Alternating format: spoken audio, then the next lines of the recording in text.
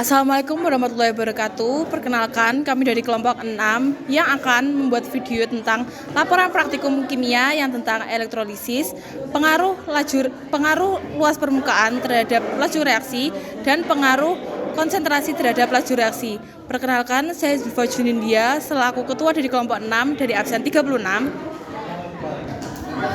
Saya Juneva Anggi Puyang Bugis, nomor absen 16. Saya Raki Lukitazari, absen 25. Saya Muhammad Dewandra dari absen 17. Saya Iqmal Fandri Kurniawan dari absen 14. Jadi sekian perkenalan kita dan selamat menyaksikan videonya. Tujuan dari uji praktikum elektrolisis adalah yang pertama, mengetahui apa saja reaksi-reaksi yang terjadi di anode dan katode pada proses elektrolisis beberapa larutan dengan elektrode yang berbeda. Yang kedua, dapat mengetahui sifat-sifat larutan yang terjadi di anode dan katode pada proses elektrolisis beberapa larutan dengan elektrode yang berbeda. Dan yang ketiga, mengamati perubahan pada batang elektrode pada proses elektrolisis beberapa larutan dengan elektrode yang berbeda. Alat-alat yang diperlukan yaitu ada pipa U, lalu ada klem, ada gunting, ada gelas ukur, ada pipet, ada corong, lalu ada pinset, lalu ada kabel kotak, ada plat tetes, ada elektroda karbon, dan tentunya ada penjepit boya. Berikut bahan-bahan yang digunakan ada larutan KI, lalu ada larutan CuSO4 yang sama-sama 60 ml, kemudian ada kertas lakmus, dan ada indikator universal. Berikut bahan yang digunakan ada KI, ada CuSO4 yang sama-sama 60 ml, ada indikator, ada kertas lakmus, lalu ada indikator universal. Pertama-tama, masukkan indikator universal ke dalam larutan CuSO4. Pada indikator universal akan menghasilkan pH 5, yaitu bersifat asam. Kemudian masukkan juga indikator universal ke dalam larutan KI, sehingga indikator universal menghasilkan pH 7 yang berarti netral. Masukkan kedua larutan ke dalam plat tetes, lalu uji menggunakan kertas lakmus. Pada uji menggunakan lakmus dapat disimpulkan bahwa KI bersifat netral karena kedua kertas lakmus warnanya tidak berubah. Dan pada larutan CuSO4 akan bersifat asam karena pada kertas lakmus merah berubah menjadi merah dan pada kertas lakmus biru berubah menjadi merah. Dan hal ini dapat menyimpulkan bahwa larutan CuSO4 bersifat asam. Masukkan larutan CuSO4 ke dalam pipa U menggunakan corong sebanyak 60 ml.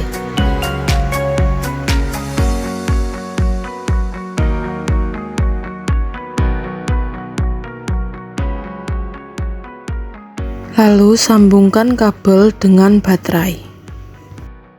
Lalu jepitkan elektroda karbon di kutub negatif untuk katoda dan kutub positif untuk anoda, lalu masukkan ke dalam pipa U. Tunggulah 10 menit sampai larutan bereaksi. Pada bagian ini terlihat bagian anoda muncul gelembung yang berarti terjadi reaksi oksidasi. Masukkan kertas lakmus ke larutan setelah dielektrolisis.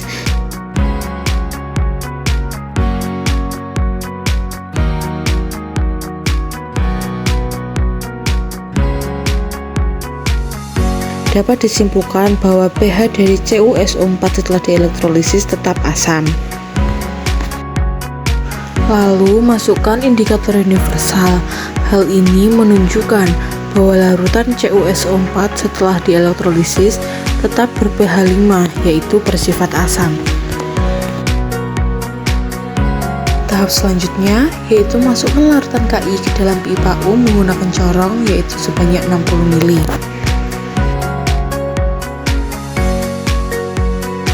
Lalu tunggu selama 10 menit hingga larutan bereaksi. Pada bagian ini terlihat bahwa anoda terjadi oksidasi dan katoda terjadi reduksi.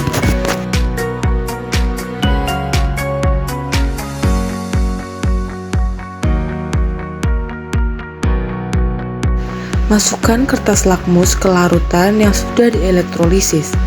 Dapat disimpulkan bahwa pH dari Ki setelah dielektrolisis yaitu berubah, yang awalnya ber-pH netral berubah menjadi pH asam. Lalu masukkan juga indikator universal ke dalam larutan Ki yang sudah terelektrolisis.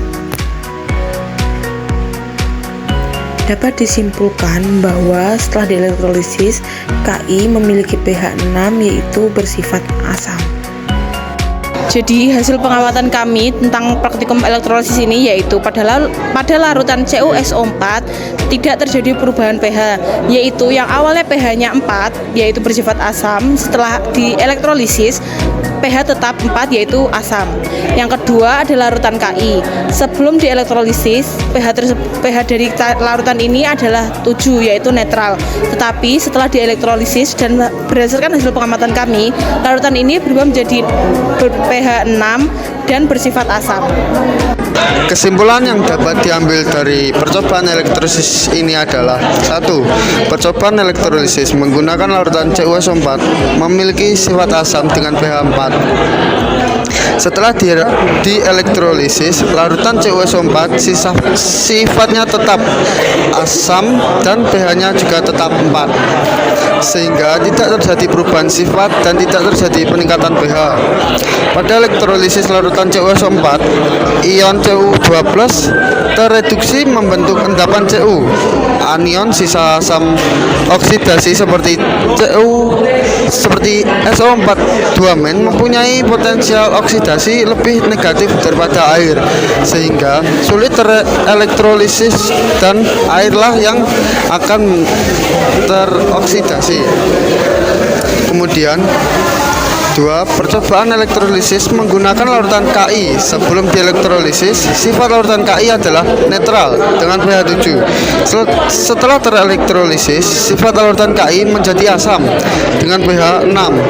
Sifat dan pH-nya berubah karena pada saat elektrolisis, ion OH- dan ion K+ bereaksi di katoda dan membentuk basa KOH. Selain itu, terjadi oksidasi ion imin karena anion imin lebih mudah teroksidasi daripada air.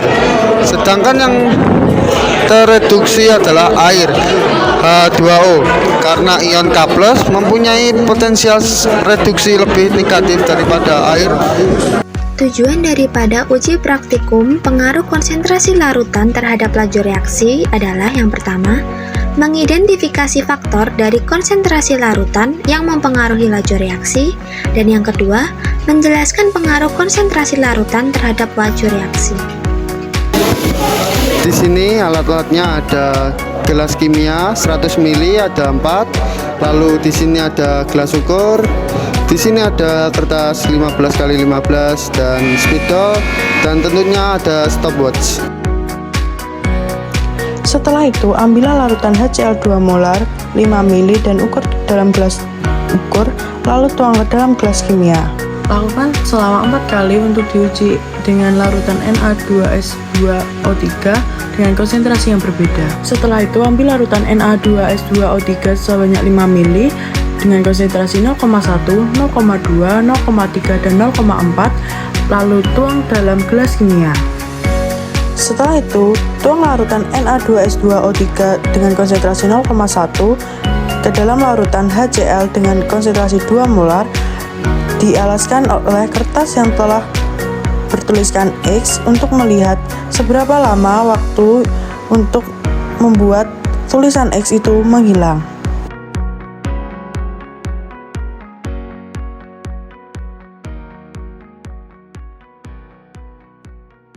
Dapat kita lihat pada konsentrasi 0,1 menghasilkan waktu 1 menit 24 detik. Lakukan hal yang sama pada larutan Na2S2O3 dengan konsentrasi 0,2 yang dituangkan ke dalam larutan HCl dengan konsentrasi 2 molar. Apakah ada perbedaan waktu yang terjadi dengan menghilangnya tanda X bawah alas larutan HCl.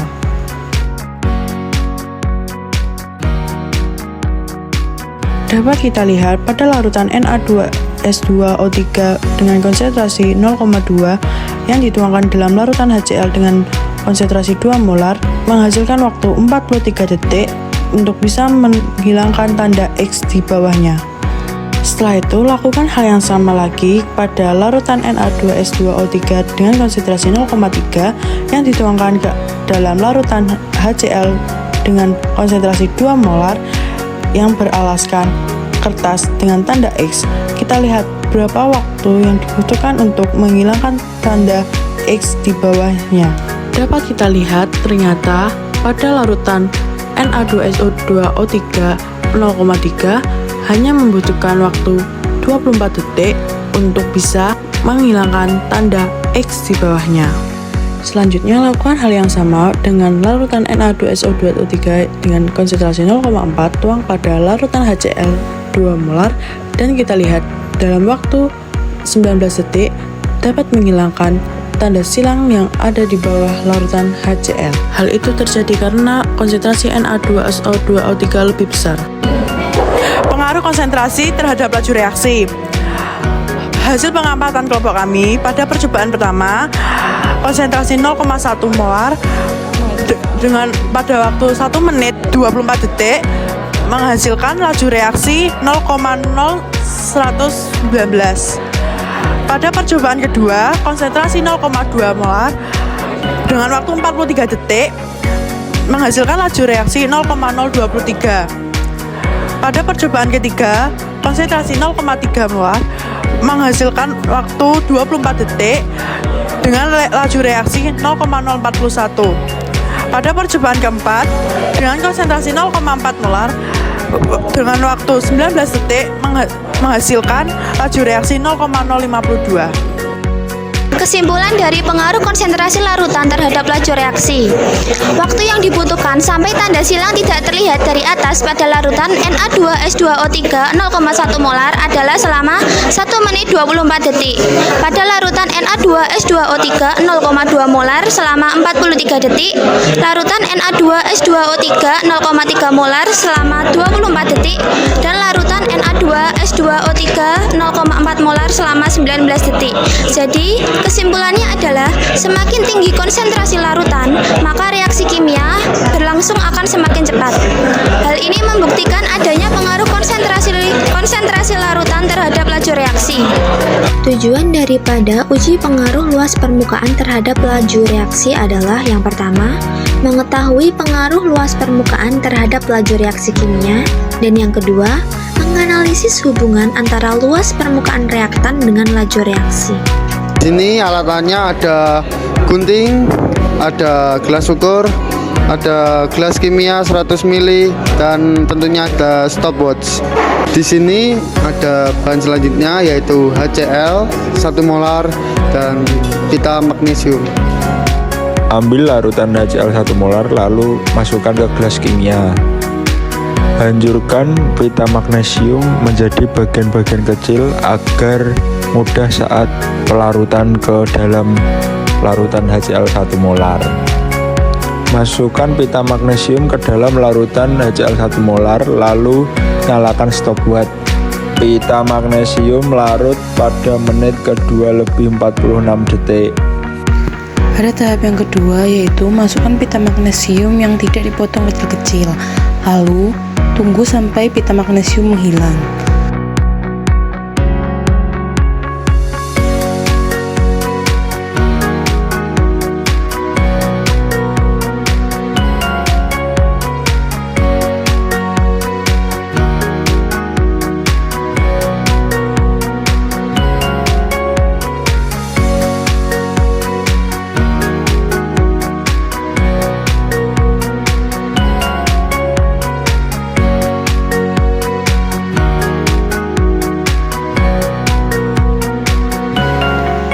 Pada tahap ini, pita magnesium hilang pada menit ke 3 menit 40 detik. Jadi, hasil pengamatan kami tentang pengaruh luas permukaan terhadap laju reaksi yaitu pada percobaan pertama yaitu tentang pita magnesium berukuran panjang waktu Mg habis bereaksi yaitu 222 detik. Sedangkan dengan pita magnesium serbuk atau berupa potongan yaitu 171 detik. Selanjutnya, kesimpulan untuk pengaruh luas permukaan terhadap laju reaksi. Pita magnesium yang dipotong sepanjang 2 cm habis bereaksi dengan waktu 3 menit 42 detik atau selama 222 detik. Sedangkan pita magnesium yang dipotong kecil-kecil habis bereaksi dengan waktu 2 menit 51 detik atau 171 detik. Luas permukaan sentuh dalam suatu reaksi dapat mempengaruhi laju reaksi. Karena semakin besar permukaan bidang sentuh, maka tumbukan antar partikel akan semakin sering terjadi sehingga reaksi berjalan lebih cepat. Sekian kesimpulan dari kami, terima kasih. Jadi sekian dari video laporan praktikum kelompok kami. Kurang lebihnya kami mohon maaf. Wassalamualaikum warahmatullahi wabarakatuh.